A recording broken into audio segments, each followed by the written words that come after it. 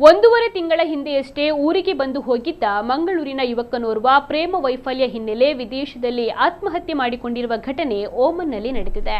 32 ವರ್ಷದ ಪುನೀತ್ ಪೂಜಾರಿ ಮೃತ ಯುವಕ. ಮಂಗಳೂರಿನ ಸೋಮೇಶ್ವರದ ಪುನೀತ್ ಕಳೆದ 1.5 ವರ್ಷಗಳಿಂದ ಒಮನ್ ದೇಶದಲ್ಲಿ ಲಿಫ್ಟ್ ಕಂಪನಿಯಲ್ಲಿ ಕೆಲಸವನ್ನ ಮಾಡಿಕೊಂಡಿದ್ರು. 1.5 ತಿಂಗಳ ಹಿಂದೆಯಷ್ಟೇ ಊರಿಗೆ ಬಂದು ಹಿಂದಿರುಗಿದ್ರು. ಪುನೀತ್ ಕಳೆದ 4 ವರ್ಷಗಳಿಂದ ಮಂಗಳೂರಿನ ಯುವತಿಯೊಬ್ಬರನ್ನ ಪ್ರೀತಿಸ್ತಾ ಇದ್ರು. ಈ ಕುರಿತು ಸೋಷಿಯಲ್ ಮೀಡಿಯಾ ಖಾತೆಗಳಲ್ಲಿಯೂ ಕೂಡ ಯುವತಿ ಜೊತೆಗಿನ ಫೋಟೋಗಳನ್ನು ಸಹ ಶೇರ್ ಮಾಡಿಕೊಂಡಿದ್ರು.